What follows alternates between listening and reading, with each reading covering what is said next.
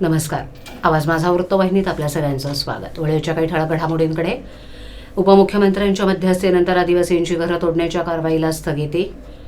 EV charging स्थानकांना प्राधान्य देण्याचे परिवहन मंत्र्यांचे निर्देश. आणि 77व्या प्रजासत्ताक दिनानिमित्त उपमुख्यमंत्री शिंदे यांच्या हस्ते राष्ट्रध्वज वंदन. उपमुख्यमंत्री एकनाथ शिंदे यांच्या मध्यस्थीनंतर संजय गांधी राष्ट्रीय उद्यान परिसरातील आदिवासींची घरं तोडण्याच्या कारवाईला मुख्यमंत्रींनी स्थगितीचे आदेश दिलेत. त्यामुळे संबंधित आदिवासी कुटुंबांना मोठा दिलासा मिळाला आहे. श्रमजीवी संघटनेचे संस्थापक विवेक पंडित यांच्या मध्यस्थीनंतर तसंच संघटनेनं उपमुख्यमंत्री एकनाथ शिंदे यांच्या निवासस्थानासमोर केलेल्या आंदोलनानंतर शासनानं या प्रकरणाची गंभीर दखल घेतली. त्यानंतर तात्काळ कारवाई स्थगित करण्याचे आदेश देण्यात आले.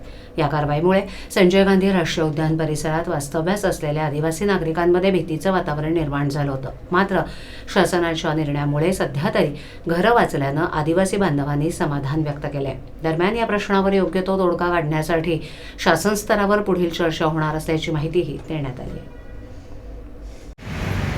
एकूणच हे आंदोलन आम्ही दाद मागण्यासाठी इथे आलेलो आहोत. आज प्रजासत्ताक दिन आहे.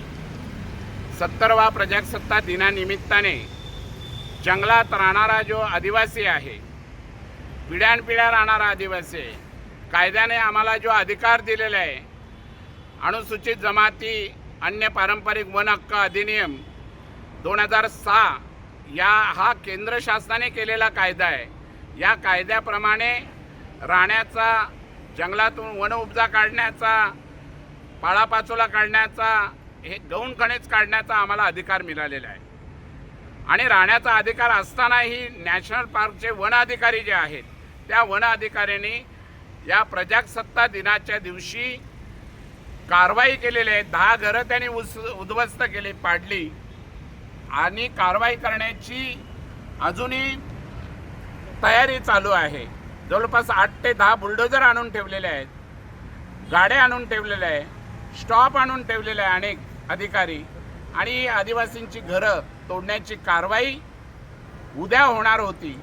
आणि म्हणून आम्ही आज या ठिकाणी साहेबांकडं, एकनाथ शिंदे साहेबांकडे दाद मागण्यासाठी आलो आहे की तुम्ही आम्हाला न्याय मिळवून द्या. आमचे श्रमजीवी संघटनेचे संस्थापक माननीय विवेक भाऊ पंडित यांचं आणि एकनाथ शिंदे साहेबांचं बोलणं झालं. आणि त्यानंतर शिंदे साहेबांनी CM साहेबांशी बोलून उद्याची जी कारवाई आहे, ही कारवाई थांबवलेली आहे. ही थांबवलेली तात्पुरता कारवाई आहे. परंतु भविष्यामध्ये जर तिथल्या आदिवासींचं पुनर्वसन झालं नाही तर आदिवासी, संपूर्ण ठाण्यातला आदिवासी आणि नवी मुंबईतला आदिवासी, जो नॅशनल पार्क भागातला आदिवासी आहे, तो उग्र होईल, आंदोलन करेल. आणि मग ज्या यांना समोर जावं लागेल या शासनाला, वन विभागाचे अधिकारी एवढे निर्दयी मनाचे, आणि त्यांनी ज्या पद्धतीने कारवाई केली, ज्या पद्धतीने महिलांना मारहाण केली, ही निंदनीय कारवाई त्यांनी केलेली आहे. आणि याचा आम्ही धिक्कार करतो.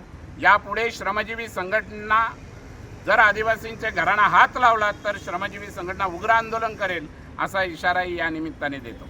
आपली जी घरं तोडली त्याच्या अगोदर आपल्याला शासनाकडनं बदलत्या काळाची चाहूल ओळखत आणि पर्यावरणपूरक भविष्यासाठी ठोस पावलं टाकत राज्याचे परिवहन मंत्री तथा ST महामंडळाचे अध्यक्ष प्रताप सरनाईक यांनी STच्या जागेवर उभारल्या जाणाऱ्या किरकोळ इंधन विक्री केंद्रांवर EV चार्जिंग स्थानकांना प्राधान्य देण्याचे महत्त्वपूर्ण निर्देश दिलेत. मंत्रालयातील आपल्या दालनात आयोजित बैठकीत ते बोलत होते. या बैठकीला ST महामंडळाचे उपाध्यक्ष आणि व्यवस्थापकीय संचालक डॉ. माधव कुसेकर, संबंधित वरिष्ठ अधिकारी तसंच विविध इंधन कंपन्यांचे प्रतिनिधी उपस्थित होते. मंत्री सरनाईक म्हणाले की भारत 2047 पर्यंत विकसित राष्ट्र बनण्याच्या दिशेनं वाटचाल करत असताना वाहतूक व्यवस्थेतही हरित क्रांती घडवून आणणं आवश्यक आहे. भविष्यातील प्रवास हा इलेक्ट्रिक ऊर्जेवर आधारित असेल आणि ST महामंडळ त्यासाठी आजपासून पायाभूत सुविधा उभारण्यास कटिबद्ध आहे. सध्या एसटीच्या सुमारे 90% बसगाड्या पारंपरिक डिझेल इंधनावरच धावत असल्या तरी टप्प्याटप्प्यानं त्यांचे इलेक्ट्रिक बसमध्ये रूपांतर करण्याचं नियोजन सुरू असल्याचं त्यांनी स्पष्ट केलं. शिवाय भविष्यातील नव्या बस खरेदीमध्ये ई बसेसना प्राधान्य दिलं जाणार आहे. याच दृष्टीनं एसटीच्या जागेवर सार्वजनिक खाजगी भागीदारीतून उभारल्या जाणाऱ्या इंधन पंपांवर डिझेल आणि सीएनजीसह ईव्ही चार्जिंग स्टेशनचीही उभारणी बंधनकारक करण्याचा विचार असल्याचं त्यांनी सांगितलं. या प्रकल्पात एसटीला आर्थिक उत्पन्नाचा स्रोत निर्माण करण्याबरोबरच एकाच ठिकाणी पारंपरिक इंधन आणि इलेक्ट्रिक चार्जिंगची सुविधा उपलब्ध झाल्यास भविष्यातील वाहन व्यवस्थेला मोठी चालना मिळेल. ही केवळ सुविधा नाही तर पर्यावरण संरक्षणासाठी उचललेलं दूरदृष्टीचं पाऊल आहे असंही त्यांनी अधोरेखित केलं. या निर्णयामुळे एसटी महामंडळ केवळ प्रवासी वाहतुकीतच नव्हे तर हरित ऊर्जेच्या प्रसारातही अग्रणी भूमिका बजावणार असल्याचं स्पष्ट संकेत मिळत आहेत. सत्ता संघर्ष राजकारणापेक्षा राज्य, देश आणि समाज मोठा असतो. धर्माच्या पलीकडे जाऊन कोणावरही अन्याय न होऊ देता सर्व समाज घटकांना सोबत घेऊन कल्याणकारी स्वराज्याची निर्मिती करायची आहे, असं प्रतिपादन उपमुख्यमंत्री तथा ठाण्याचे पालकमंत्री एकनाथ शिंदे यांनी केले. 77व्या भारतीय प्रजासत्ताक दिनानिमित्त ठाणे पोलीस क्रीडा संकुल साकेत मैदान इथे राष्ट्रध्वजवंदन आणि भव्य संचलन समारंभ पार पडला. या समारंभात प्रमुख पाहुणे म्हणून उपमुख्यमंत्री तथा पालकमंत्री एकनाथ शिंदे उपस्थित होते. यावेळेला त्यांनी उपस्थित नागरिकांना संबोधित करताना राज्य, देश आणि समाजाच्या सर्वांगीण विकासासाठी एकजुटीनं काम करण्याचं आवाहन केलं. उपमुख्यमंत्री शिंदे म्हणाले की आजचा दिवस हा आपल्या लोकशाहीचा उत्सव आहे. ज्या संविधानानं प्रत्येक भारतीयाला न्याय, अधिकार आणि स्वातंत्र्य दिलं त्या संविधानाचा आणि भारतमातेचा जय जयकार करण्याचा हा दिवस आहे. प्रजासत्ताक या शब्दात आधी प्रजा म्हणजे नागरिक आणि नंतर सत्ता येते, ते हे कधीही विसरता कामा नये. सत्ता संघर्षापेक्षा देश, राज्य आणि समाज मोठा असतो ही शिकवण आपल्या संविधानानं दिली आहे. यावेळेला त्यांनी छत्रपती शिवाजी महाराज, महात्मा ज्योतिबा फुले, क्रांतीज्योती सावित्रीबाई फुले, राजश्री छत्रपती शाहू महाराज, भारतरत्न डॉक्टर बाबासाहेब आंबेडकर तसंच सर्व थोर स्वातंत्र्य सैनिक आणि समाज सुधारकांना विनम्र अभिवादन केलं. देशाला स्वातंत्र्य आणि लोकशाहीची दिशा देणाऱ्या सर्व महान व्यक्तींप्रती त्यांनी कृतज्ञता व्यक्त केली. या कार्यक्रमाला आमदार संजय केळकर, रवींद्र फाटक, जिल्हाधिकारी श्रीकृष्ण पांचाळ, पोलीस आयुक्त आशुतोष डोंबरे, ठाणे महापालिका आयुक्त सौरभ राव, पोलीस अधीक्षक डॉक्टर DS स्वामी, अप्पर पोलीस अधीक्षक ज्ञानेश्वर चव्हाण, विविध विभागांचे अधिकारी, लोकप्रतिनिधी, कर्मचारी, माध्यम प्रतिनिधी तसंच मोठ्या संख्येनं नागरिक उपस्थित होते. मराठी माणसाचा आवाज बुलंद करणारे हिंदू हृदय सम्राट बाळासाहेब ठाकरे यांच्या जन्मशताब्दी वर्षानिमित्त सरकारतर्फे पुढील वर्षभर सामाजिक, शैक्षणिक आणि वैद्यकीय उपक्रम राबवले जाणार असल्याचं त्यांनी सांगितलं. मराठी भाषा, संस्कृती आणि अस्मिता जपण्याचं कर्तव्य सरकार प्रामाणिकपणे पार पाडेल असा विश्वासही त्यांनी व्यक्त केला. ठाणे जिल्ह्याचा सर्वांगीण विकास हा आपला मुख्य उद्देश असल्याचं सांगत उपमुख्यमंत्री शिंदे यांनी पायाभूत सुविधा, वाहतूक कोंडीमुक्त प्रवास, शेती प्रगती, उद्योग व्यवसायांना चालना आणि रोजगार निर्मिती यावर सरकार भर देत असल्याचं स्पष्ट केलं. परवडणाऱ्या आणि पर्यावरणपूरक घरांची निर्मिती, रखडलेले पुनर्विकास प्रकल्प, SRA आणि क्लस्टर प्रकल्पांना गती देण्यात येत असल्याचंही त्यांनी नमूद केलंय. ठाणे महानगरपालिका क्षेत्रात मुंब्रा, दिवा, कळवा, माजिवडा, मानपाडा आणि वागळे प्रभाग समितीमध्ये महाराष्ट्र औद्योगिक विकास महामंडळामार्फत पाणीपुरवठा करण्यात येतो.